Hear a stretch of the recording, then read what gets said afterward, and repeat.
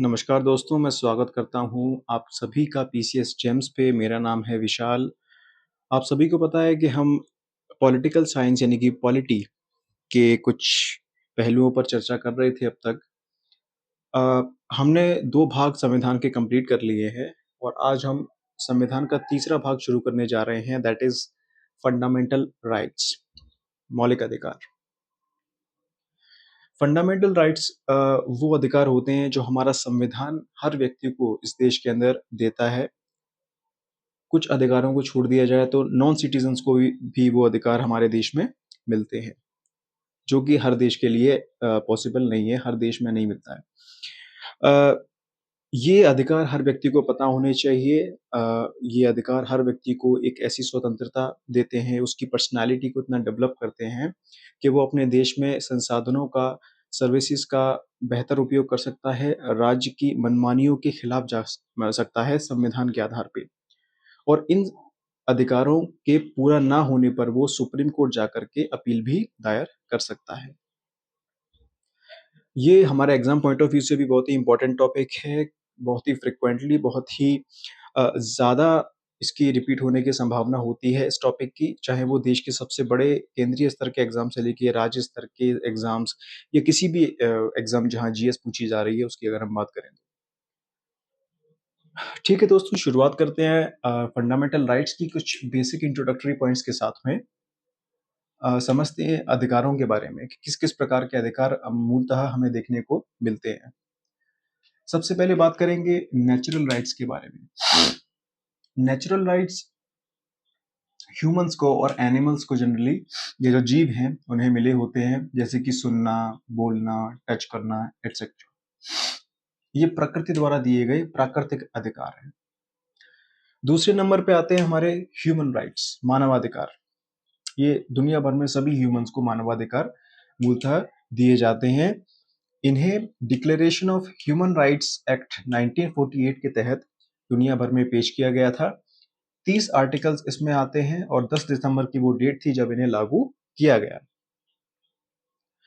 बात करें fundamental rights की, तो देखिए शुरुआत हमने सभी जीवों से की थी, फिर हम मानवों पे आए, फिर हम आए एक देश द्वारा दिए गए अपने नागरिकों को अधिकार, जिन्हें हम बोलते हैं फंडामेंटल राइट्स। ये एक देश के द्वारा, इस देश के संविधान द्वारा अपने नागरिकों को दिए जाते हैं। कुछ देशों में नॉन सिटीजन्स को भी कुछ अधिकार फंडामेंटल राइट्स के दिए जाते हैं, जैसे कि भारत में आर्टिकल 15, 16, 19, 29 और 30 ये सभी निकाल दिए जाएं तो बाकी नॉन सिटीजन्स को भी मुहैया कराए जाते हैं। वहीं लीगल राइट्स की अगर हम बात करें तो ये और छोटा स्वरूप हो जाता है। ये जनरली किसी एक पर्टिकुलर वर्ग विशेष के लिए जो लॉज हमारे देश में डिफाइन किए जाते हैं, वो उसके अंतर्गत समाहित होते हैं। जैसे कि पॉक्सो 2012 बच्चों को सेक्सुअल ऑफेंसेस से प्रोटेक्ट करने के लिए, SC/ST atrocities prevention of atrocities act 1989 जो इन दो वर्ग SC और STs के खिलाफ में जो एट्रोसिटीज होती हैं उनको रोकने के लिए काम आता है एटसेट्रा। तो ये राइट्स के बारे में कुछ एक बेसिक इन्फॉर्मेशन मैंने आप सभी को दी। इन्हें आप चाहें तो नोट डाउन कर सकते हैं।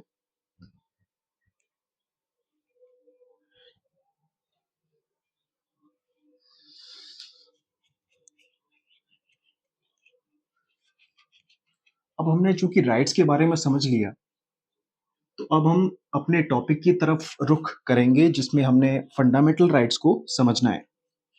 फंडामेंटल राइट्स पहले हम समझेंगे इसके हिस्टोरिकल रूट्स क्या है, इसकी ऐतिहासिक जड़ें कहाँ से शुरू होती हैं, और धीरे धीरे करके हम अपने आर्टिकल्स की तरफ शिफ्ट होंगे, जो कि हमारा मुख्य टॉपिक है। टॉपिक डालिए, historical roots of fundamental rights. मैं फंडामेंटल राइट्स को शॉर्ट फॉर्म में FR करके लिख रहा हूँ।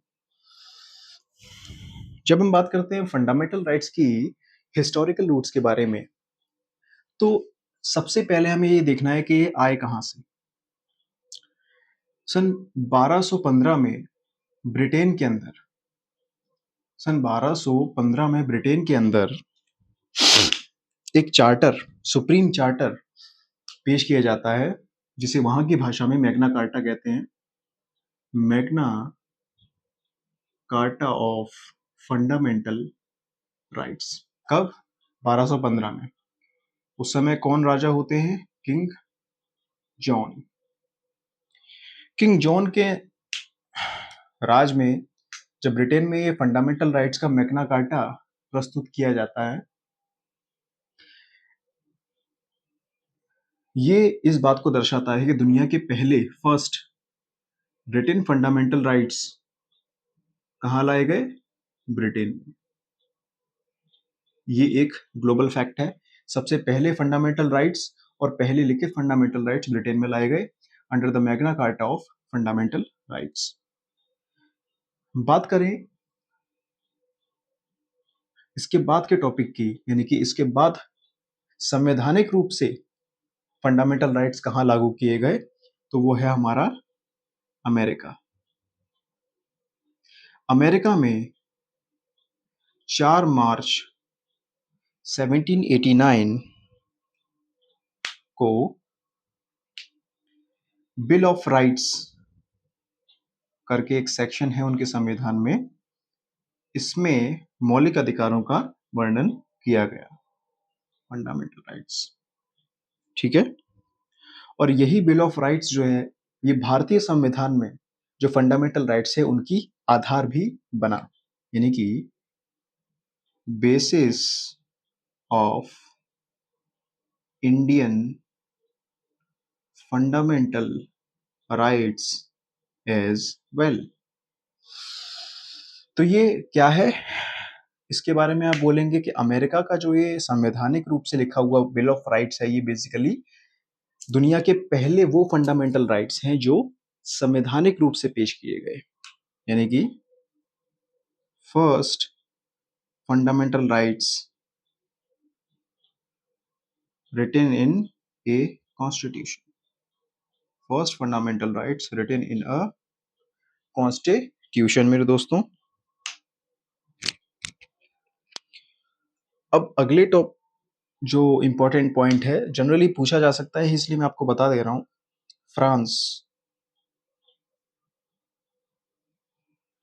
फ्रांस में 26 अगस्त 1789 को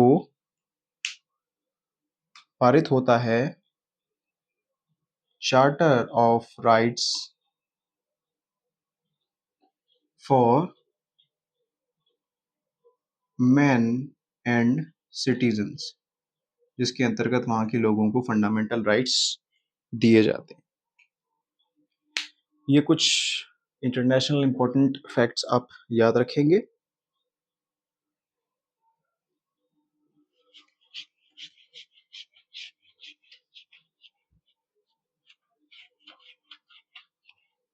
जब हमने इन सारी बातों को समझा कि भाई ग्लोबली सबसे पहले रिटन फंडामेंटल राइट्स कहाँ आए, संवैधानिक रूप से लिखित फंडामेंटल राइट्स कहाँ आए, इसके बाद हम थोड़ा सा और संक्षेप में, थोड़ा और निचले स्तर पे आकर के अगर बात करें फंडामेंटल राइट्स की, तो फंडामेंटल पहले तो ये समझिए कि फंडामेंटल राइट्स करते क्या है। Fundamental rights are the basis to live life. अपनी जिंदगी को खुलकर जीने के लिए किसी भी देश में आपके लिए बहुत ज्यादा जरूरी है। दूसरा, ये आपके पर्सनालिटी डेवलपमेंट का पार्ट होते हैं। पर्सनालिटी डेवलपमेंट, सर वो कैसे? ये आपको स्वतंत्रता से बोलने का अधिकार देते हैं, घूमने का अधिकार देते हैं, कहीं भी देश में जाकर के आप रिसाइड कर सकते हैं, संसाधनों को पूर्ण रूप से इस्तेमाल कर सकते हैं, आप कहीं भी एसोसिएशंस क्रिएट कर सकते हैं, जहाँ कहीं भी आपको नीड लगे इकट्ठा हो सकते हैं, असेंबल हो सकते हैं फ्रीली, कोई मना नहीं करेगा। अगर आप चाहें तो किसी भी धर्म को प्रोफेस या फॉलो कर सकते हैं, एटसेट्रा। तो ये सभी चीज़ें जब आपको स्वतंत्रता देती हैं, जब आपको अधिकार देती हैं, राज्य की मनमानी के खिलाफ आपको आवाज़ उठाने की मजबूती देती हैं, तो आपको पर्सनैलिटी डेवलपमेंट अपना देखने को मिलता है। ठीक है, तो फंडामेंटल राइट्स की इंपॉर्टेंस मैंने आपको बताई कि ये इनकी इंपॉर्टेंस है जीवन जीने के लिए। एक देश के अंदर मूलभूत आधार जो है ये हमारा बनाता है और हमारी पर्सनालिटी का विकास भी करता है। थोड़ा सा स्पीड आपको ज़्यादा लग सकती है क्योंकि टॉपिक बड़ा है और इसको तकरीबन 4 से 5 वीडियोस लग सकते हैं पूरा होने में, तो आप भी मेरे साथ थोड़ा थोड़ा कोऑपरेट कीजिएगा। अब हम आगे बढ़ते हैं दोस्तों। हम देखते हैं इंडिया में इसके लिए क्या डिमांड्स उठाई गई हिस्टोरिकली।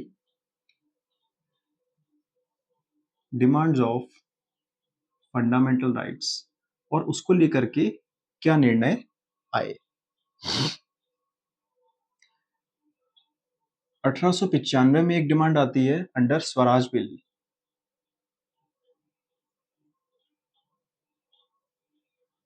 एक डिमांड सन 1925 में एनी बेसेंट रखती हैं। एनी बेसेंट, अब पढ़ेंगे मॉडर्न इंडिया में कि ये सभी इंपॉर्टेंट हिस्टोरिकल कैरेक्टर्स जो है ये क्या है। 1928 में मोतीलाल नेहरू ने ये डिमांड रखी नेहरू रिपोर्ट के अंतर्गत। फिर 1931 में कांग्रेस का एक अधिवेशन होता है, एक सेशन होता है, that is Karachi session. Karachi session में ये जो डिमांड है फंडामेंटल राइट्स की, ये सरदार वल्लभ भाई पटेल ने रखी। देन 1931 में ही ये demand second round table conference जो ब्रिटेन में हो रही थी उस समय, उसमें गांधी जी ने ये डिमांड रखी। गांधी जी ने ये डिमांड फंडामेंटल राइट्स की रखी मेरे दोस्तों। लेकिन इतना सारे एफर्ट्स करने के बाद भी 1935 में भारत सरकार अधिनियम जब आया भारत के अंदर, जो कि हमारे संविधान का एक बहुत ही बड़ा पार्ट है, हमारे संविधान का एक बड़ा भाग हमने भारत सरकार अधिनियम 1935 से लिया। तो जब ये अधिनियम 1935 का लागू हुआ हमारे देश के अंदर, तो इसमें फंडामेंटल राइट्स का कोई प्रावधान था ही नहीं। नो फंडामेंटल राइट्स, इतने एफर्ट्स करने के बाद भी, क्योंकि अंग्रेजों को पता था कि इतने जो इन्होंने फंडामेंटल राइट्स मांगे हैं, ये अगर हमने इन्हें दे दिए तो हमारी साख ज़्यादा बचने वाली नहीं है, क्योंकि ये फिर हमारे ही विरुद्ध बहुत ही पावरफुल हो जाएंगे इंडियंस, जो कि इनकी हरकतों में हमें अभी से लग रहा है। इतने सारे मूवमेंट्स, नेशन वाइड मूवमेंट्स ये लोग कर रहे हैं, ये लोग हमें बहुत जल्दी इस देश से निकाल देंगे। तो उन सभी चीज़ों को देखते हुए इन्होंने फंडामेंटल राइट्स की डिमांड को खारिज कर दिया। ये पता चलता है इस अधिनियम से, गवर्नमेंट ऑफ इंडिया एक्ट 1935। दोस्तों उसके बाद सन 1945 में द्वितीय विश्व युद्ध के बाद, सेकेंड वर्ल्ड वॉर के बाद, एक कमेटी बनती है, तेज बहादुर सप्रू कमेटी, जिसने ये देखा कि भारतीयों द्वारा जो फंडामेंटल राइट्स की डिमांड की जा रही है अंग्रेजों से, उनकी संख्या काफी अधिक है। शायद ये भी एक कारण था, इतनी अधिक संख्या में फंडामेंटल राइट्स देना उन्हें वाजिब नहीं लग रहा था। तो तेज बहादुर कमेटी ने क्या किया, जो भारी मात्रा में हमारी डिमांड जो फंडामेंटल राइट्स की थी, हमारी फंडामेंटल राइट्स जो थे उन्हें दो भागों में बांट दिया। पहले वो फंडामेंटल राइट्स जो अर्जेंट बेसिस पे हमें चाहिए थे हमारे देश के अंदर, जो सबसे ज्यादा इंपॉर्टेंट थे वो। दूसरे बचे हुए जो थे वो थे directive principles of state policies. Directive principles of state policies, ये संविधान के अगले भाग में ट्रांसफर कर दिए गए, जिन्हें हम पढ़ेंगे। ये क्या है, पॉलिसीज को बनाने के लिए गवर्नमेंट जिन प्रिंसिपल्स को फॉलो करती है, जनरली ये वो प्रिंसिपल्स हैं। ये उस समय फंडामेंटल राइट्स के तौर पे डिमांड की गई थी इनकी, लेकिन अर्जेंट फंडामेंटल राइट्स के अलावा डीपीएसपीज को अलग कर दिया गया और बोला गया कि जब गवर्नमेंट के पास सफिशिएंट रिसोर्सेज होंगे तो वो इन्हें भी लागू करेगी। To be enacted by the government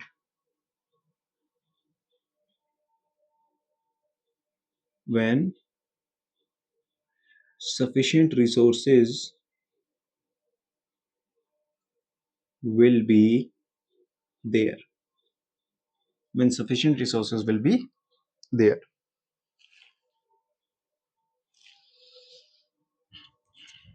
चलिए, अब दोस्तों जब हमें पता चल गया कि भारत के लोगों ने कैसे डिमांड रखी और हमें हमारे संविधान में किस प्रकार से फंडामेंटल राइट्स आए, तो अब ये जो एक्चुअल फंडामेंटल राइट्स हम पढ़ने जा रहे हैं वो ये अर्जेंट बेसिस पे लागू किए जाने वाले फंडामेंटल राइट्स तेज बहादुर कमेटी के द्वारा जो लाए गए वो हैं। ठीक है, चलें। अब दोस्तों फंडामेंटल राइट्स की जब हम बात करते हैं तो अब हम आ रहे हैं अपने एक्चुअल मुद्दे पे, वो है हमारे आर्टिकल्स वाला पार्ट। ठीक है, पहले की तुलना में नहीं है, यहाँ हमें कुछ आर्टिकल्स पढ़ने हैं, आर्टिकल 12 से लेकर 35 तक, और उन आर्टिकल्स के भी अंदर भी सब आर्टिकल्स यानी कि सब क्लॉजेस हैं। तो इसके अंतर्गत जो आर्टिकल्स हमें पढ़ने हैं वो हैं 12 से 35। ठीक है दोस्तों, एक नोट करके एक पॉइंट लिखिए, हमें फंडामेंटल राइट्स जो दिए जाते हैं वो स्टेट के अगेंस्ट दिए जाते हैं, स्टेट के विरुद्ध दिए जाते हैं। Fundamental rights are provided against the state. मेरे दोस्तों, अभी ये स्टेट क्या है? इंडिया का कोई राज्य, यूपी, एमपी, महाराष्ट्र? नहीं, स्टेट क्या है यही चीज बताई गई है आर्टिकल 12 में, जिसे अब हम पढ़ने जा रहे हैं। जब आर्टिकल 12 में राज्य आपको समझ में आ जाए तो आप समझ जाइएगा कि फंडामेंटल राइट्स जिस राज्य के खिलाफ हमें दिए जा रहे हैं वो एक्चुअली है क्या। बड़ा इंटरेस्ट आने वाला है आप सभी को। शुरुआत करते हैं हमारे इस भाग के पहले और संविधान के 12वें आर्टिकल की, आर्टिकल 12। ठीक है मित्रों, आर्टिकल 12 जो है वो डिफाइन करता है, इट डिफाइंस द स्टेट, राज्य को डिफाइन करता है। What is a state? तो ये आर्टिकल कहता है एक स्टेट क्या है। देखिएगा, 6 पॉइंट्स लिखवा रहा हूं, इन 6 पॉइंट्स को ही समझिएगा कि ये स्टेट है। पहला, सेंट्रल लेजिस्लेचर, केंद्रीय विधायिका। दूसरा, सेंट्रल एग्जीक्यूटिव, केंद्रीय कार्यपालिका। तीसरा, स्टेट लेजिस्लेचर, राज्य की विधायिका या विधानमंडल। चौथा, स्टेट की एग्जीक्यूटिव, कार्यपालिका। और पांचवा, लोकल बॉडीज। लोकल बॉडीज क्या? पंचायत, नगर निगम, ठीक है ना, ऐसे जो लोकल लेवल पे जो एडमिनिस्ट्रेशन होता है वो। और छठा, अदर्स। अदर्स में क्या आ जाता है? जनरली पीएसयूज, पब्लिक सेक्टर जो कंपनीज होती हैं, जैसे कि BHEL, Bharat heavy electricals, GAIL, Indian oil etcetera, national thermal power corporation, coal India limited etcetera. तो वो सभी लोग जो इन सभी जगहों पर कार्यरत हैं, कानून बना रहे हैं, केंद्र और राज्य स्तर पे कार्यपालिका में काम कर रहे हैं, जैसे कि डीएम, एसडीएम्स वगैरह होते हैं, ये सभी एग्जीक्यूटिव के पार्ट हैं, एग्जीक्यूट करते हैं लॉज को। ग्राउंड लेवल पे। तो केंद्रीय स्तर पे एग्जीक्यूटिव और राज्य स्तर की एग्जीक्यूटिव, लोकल बॉडीज जैसे कि नगर निगम, नगर पालिका और पंचायत, ये सभी। और अदर्स में आते हैं आपके पब्लिक सेक्टर कंपनीज, इन्हें नोट कीजिए, ये सभी राज्य में आते हैं। इनके खिलाफ ये फंडामेंटल राइट्स आपको दिए जाते हैं। और कौन कौन आता है भाई, ये तो इस आर्टिकल में दिया गया है। एक सुप्रीम कोर्ट के बयान के तहत राज्य की जो एक इन जनरल डेफिनेशन है वो भी सुप्रीम कोर्ट ने दी। एक केस पढ़ना है हमें जिसमें डेफिनेशन राज्य की सुप्रीम कोर्ट देता है। सोम प्रकाश वर्सेस यूनियन ऑफ इंडिया 1981। ये जो केस है ना दोस्तों, इस केस में सुप्रीम कोर्ट क्या कहता है दोस्तों इस केस में? इस केस में सुप्रीम कोर्ट बोलता है कोई भी बॉडी, कोई भी निकाय जो गवर्नमेंट रिसोर्सेज का इस्तेमाल करती है, a body that uses government resources, सरकार द्वारा लगाया गया पैसा, संसाधन इत्यादि, जो गवर्नमेंट के बनाए हुए रूल्स और रेगुलेशंस को फॉलो करती है, विच follows rules and regulations of government, सरकार द्वारा बनाए गए रूल्स और रेगुलेशंस को फॉलो करती है, सरकार के रिसोर्सेज का इस्तेमाल करती है, या इन पास्ट, पूर्व में, भूतकाल में government was involved in its regulation, इसको गवर्नमेंट द्वारा रेगुलेट किया गया या गवर्नमेंट ने अपनी इन्वॉल्वमेंट इस निकाय के संचालन में दिखाई। ये तीनों पैरामीटर्स में से कोई एक भी अगर फॉलो हो रहा है तो सुप्रीम कोर्ट कहता है कि वो पर्टिकुलर बॉडी, वो निकाय राज्य में आती है। ठीक है, नोट कीजिए इन पॉइंट्स को।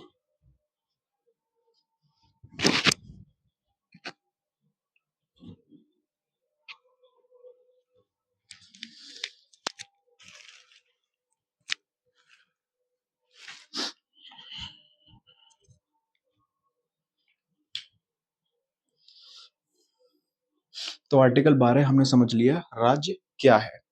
राज्य नहीं समझेंगे तब तक आगे बढ़ना बेकार है भाई, क्योंकि राज्य के खिलाफ में तो हमें मिले ही हैं ये फंडामेंटल राइट्स।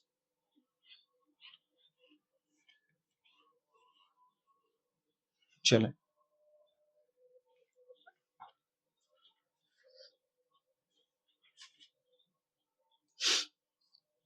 एक चीज और नोट कीजिएगा,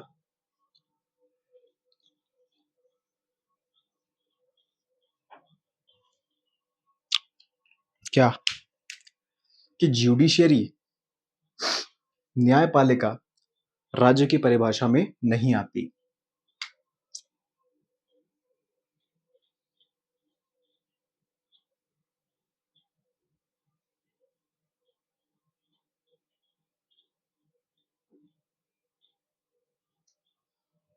नोट डाउन कीजिए।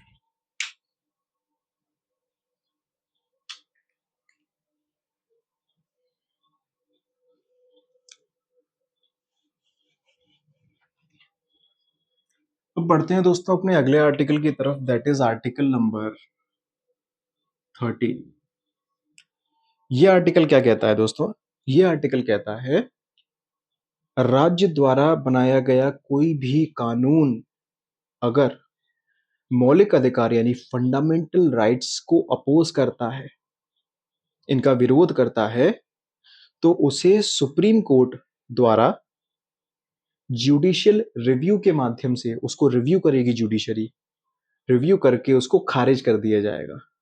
Any law made by the state if it opposes the fundamental rights then it will be terminated by the supreme court via judicial review। ठीक है,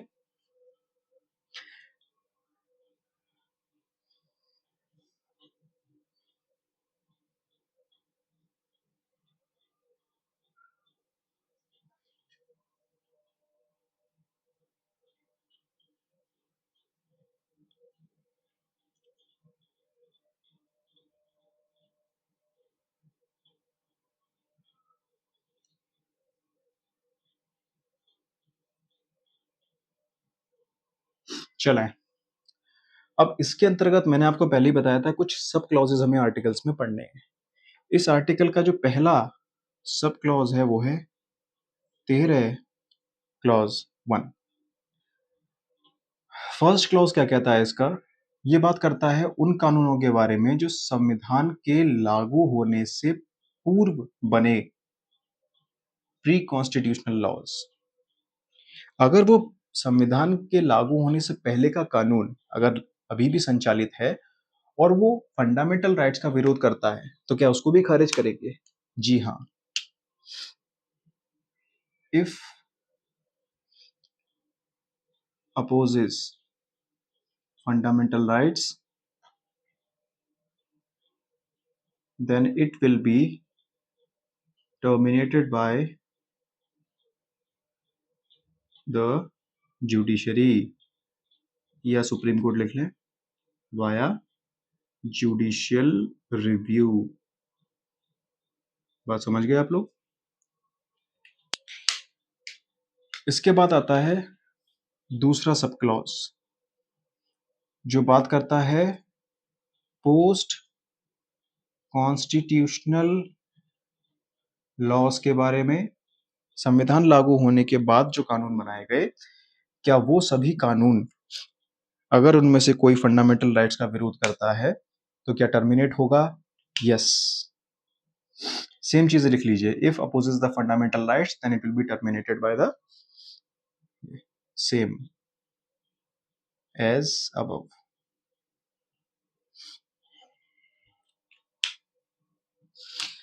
अब इससे बाद वाली क्लॉज में 13 सब क्लॉज 3 में ये बताया गया है कि जिस लॉ की बात हो रही है उसे भी तो डिफाइन किया जाए कि उसके अंतर्गत क्या क्या आएगा।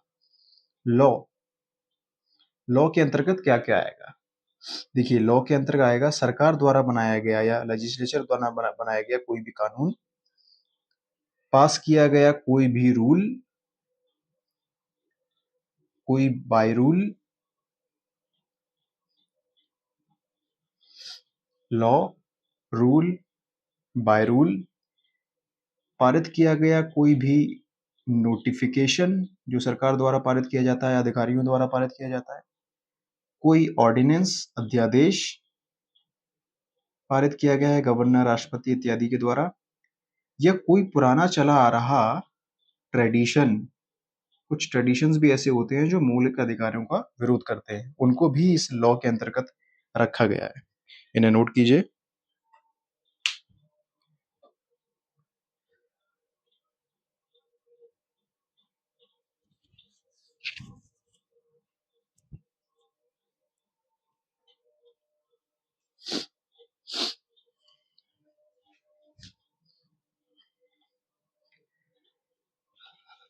ठीक है दोस्त, अब ये हमने समझ लिया इस आर्टिकल 13 के अंतर्गत आने वाले कानून कौन कौन से हो सकते हैं, वो हमने समझ लिए। एक सवाल यहां खड़ा होता है दोस्तों, क्या क्या कॉन्स्टिट्यूशनल अमेंडमेंट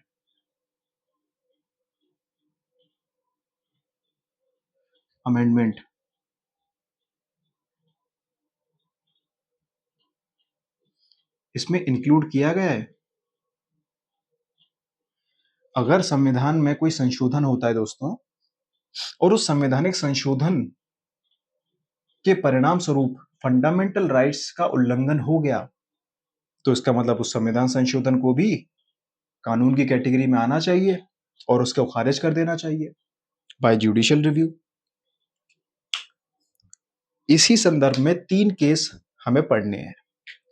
उन 3 केसेस में फाइनली सुप्रीम कोर्ट ने डिसाइड किया कि क्या संविधान संशोधन को लॉ में इंक्लूड करना है आर्टिकल 13 में या नहीं करना है। तो इसमें जो फर्स्ट केस हमने पढ़ना है दोस्तों वो है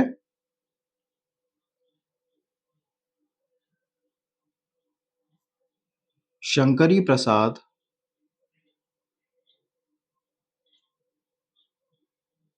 versus the union of India 1951। इस केस में सुप्रीम कोर्ट ने बोला कॉन्स्टिट्यूशनल अमेंडमेंट को हम आर्टिकल 13 में नहीं रखेंगे। Constitutional amendment not a part of article 13। दूसरा दूसरा case, Sajjan Singh versus the government of Rajasthan 1965। इसमें again constitutional amendment is not a part of article 13। Again संविधान संशोधन को आर्टिकल 13 का पार्ट मानने से सुप्रीम कोर्ट ने मना कर दिया। फिर लास्ट एक और केस आता है जिसमें गेम पलट जाता है। ठीक है,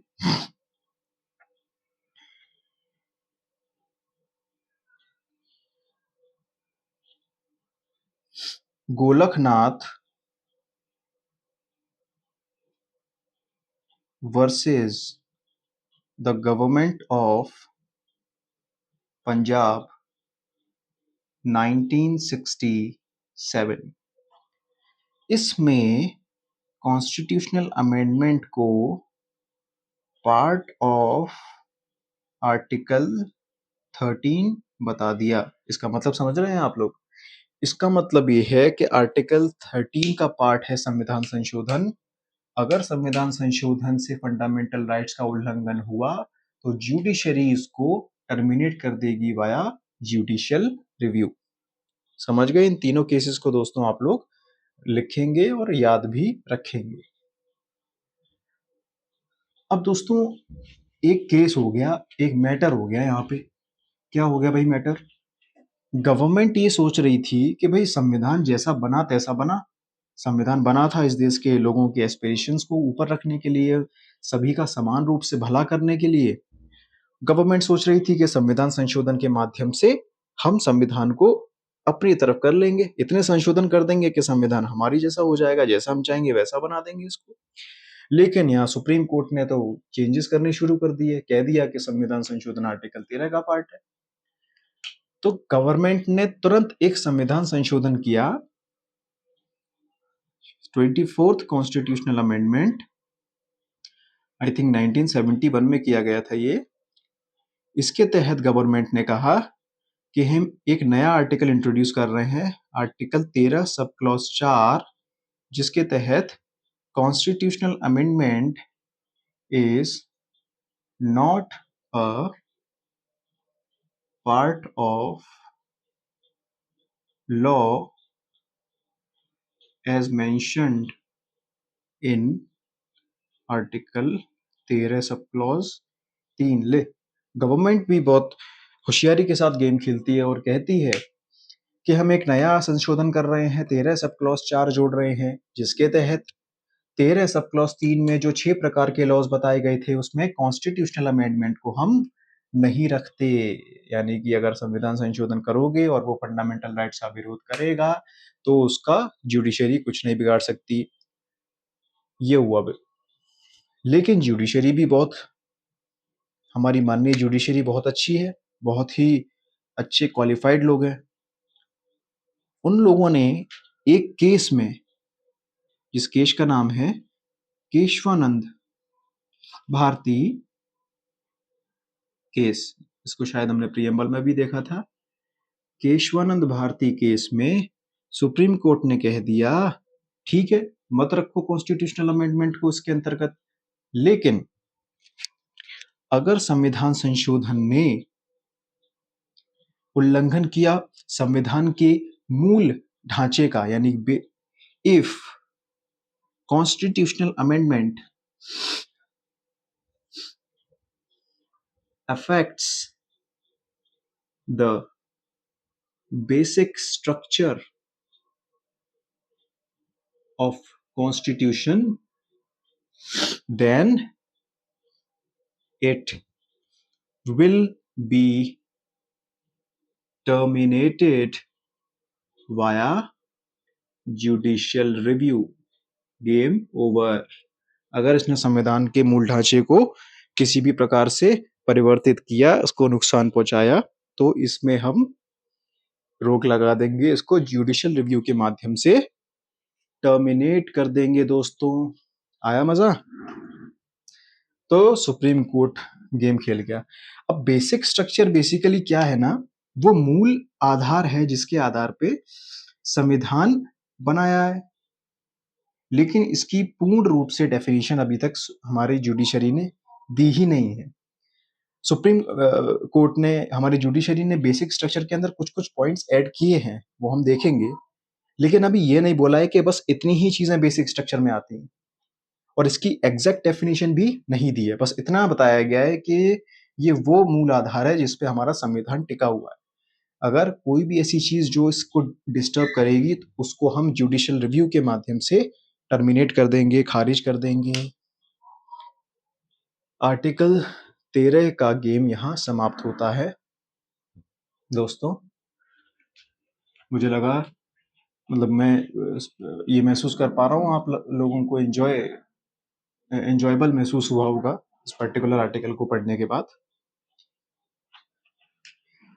बात करते हैं हमारे अगले आर्टिकल की, जो कि है 14वां नंबर का आर्टिकल। एक चीज और याद रखें, अब हम आर्टिकल 14 पढ़ने जा रहे हैं, लेकिन आर्टिकल 12-13 में हमने क्या देखा, राज्य क्या है, कानून क्या है। अब आप धीरे धीरे करके हमारे फंडामेंटल राइट्स की ओर शिफ्ट हो रहे हैं। आर्टिकल 14 से 18 तक जो आर्टिकल्स है, मैचिंग में पूछ लेगा ये किस कैटेगरी में लाई करते हैं, तो ये समानता के अधिकार में लाई करते हैं। राइट टू इक्वालिटी, समानता का अधिकार जो है इन सभी के अंदर देखने को मिलता है। और इन सभी में जो पहला आर्टिकल है वो है आर्टिकल 14 दोस्तों। आर्टिकल 14 के दो भाग हैं। एक,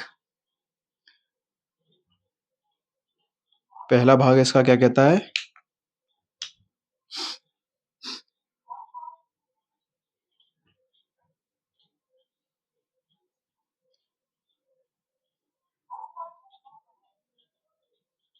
राइट टू इक्वालिटी, यानी कि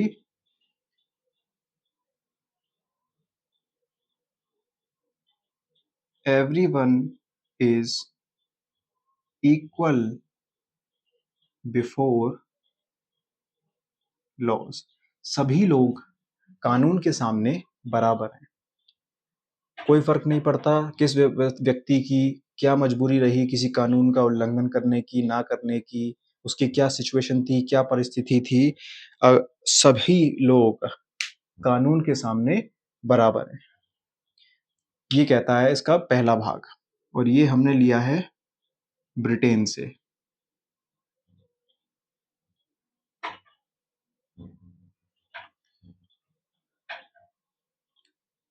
ठीक है दोस्तों, ये हमने कहां से लिया है, ये हमने ब्रिटेन से लिया है। इसका दूसरा भाग कहता है इक्वल प्रोटेक्शन ऑफ लॉस।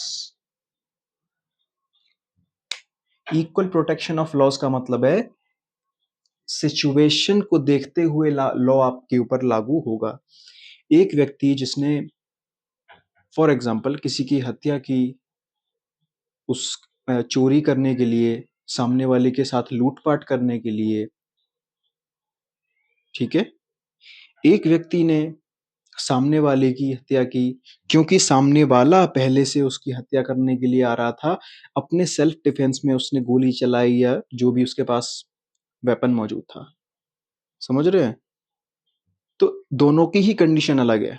एक गलत उद्देश्य से हमला कर रहा है, एक सही उद्देश्य से हमला कर रहा है, खुद को बचाने के उद्देश्य से। तो जो लॉ है किसी को मारने के लिए, वो दोनों पर उनकी सिचुएशन के अकॉर्डिंग अप्लाई होगा। ठीक है दोस्तों, इक्वल प्रोटेक्शन ऑफ लॉज, इस बात को आप समझ गए होंगे। ये हमने लिया अमेरिका से।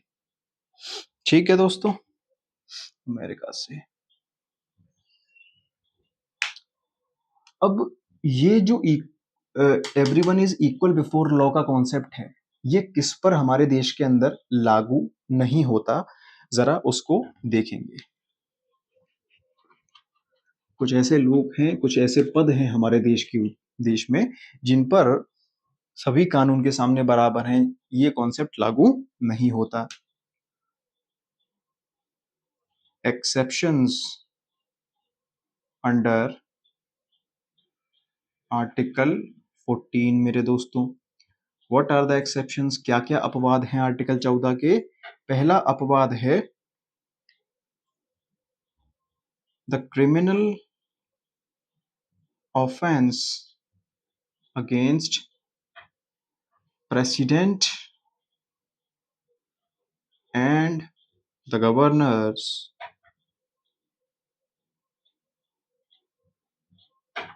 Are invalid.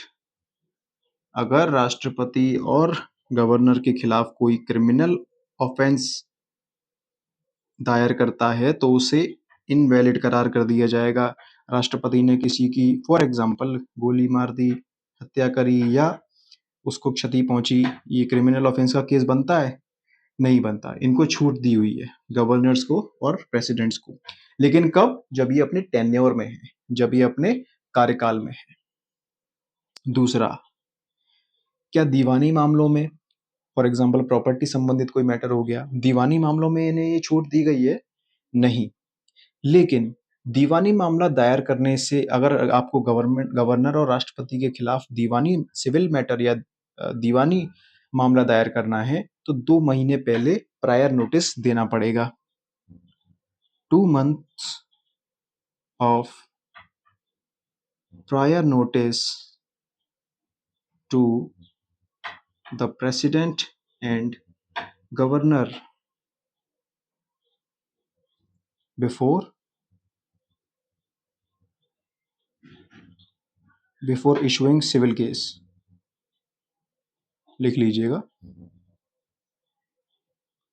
चाहे तो अपनी भाषा में भी इन चीजों को लिख सकते हैं, जितना आपको शॉर्ट कर सकें और समझ सकें। तीसरा case,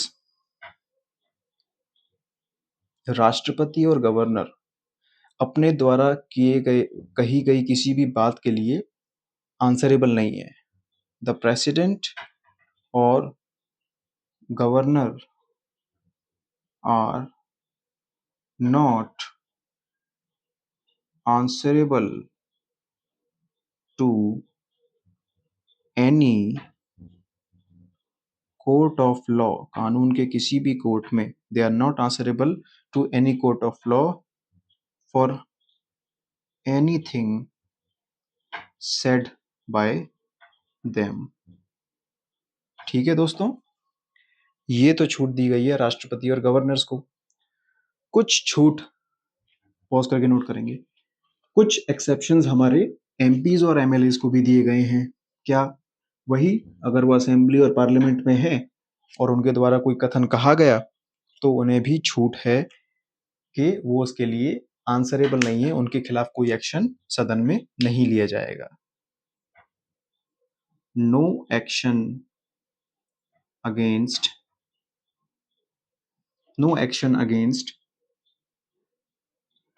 MPs or MLAs for anything said in the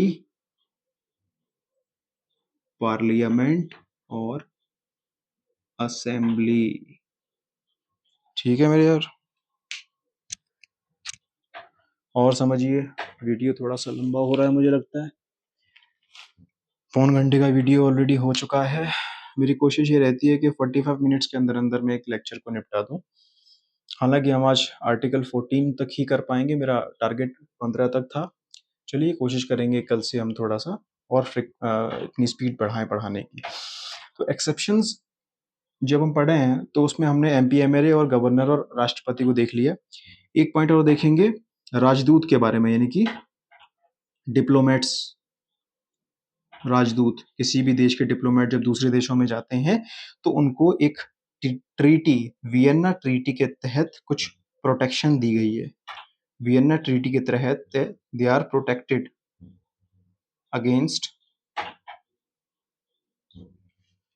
any offence. अगर ये दूसरे देश में जहाँ ये इनकी पोस्टिंग हुई है, कार्यरत हुए हैं, वहाँ जाकर के किसी के साथ अभद्रता कर देते हैं, कोई इलीगल एक्टिविटी परफॉर्म कर देते हैं, तो वो देश इनको सज़ा नहीं सुना सकता। अगर छोटा ऑफेंस हुआ है तो इनको मना किया जा सकता है, दोबारा ये नहीं होना चाहिए। अगर बड़ा ऑफेंस है तो इन्हें अपने देश वापस भेज दिया जाएगा जहाँ से इन्हें भेजा गया है। इससे ज़्यादा इनके खिलाफ कोई एक्शन नहीं लिया जा सकता। तो आप सभी ने वो एक्सेप्शंस देख लिए जो आर्टिकल 14 के तहत शुमार किए गए हैं। आर्टिकल 14 हमारा दोस्तों कंप्लीट होता है। अब हम आर्टिकल 15 की ओर रुख करेंगे, जिसमें मैं एक बेसिक आइडिया आपको दे देता हूँ। मोटा-मोटा उसमें हमें ये समझना है कि डिस्क्रिमिनेशन को किन ग्राउंड्स पे मना किया गया है और एजुकेशन में रिजर्वेशन का कॉन्सेप्ट क्या है। ठीक है मेरे दोस्तों, अब हम अगला टॉपिक जो इसमें पढ़ने जा रहे हैं वो होने वाला है हमारा आर्टिकल 15।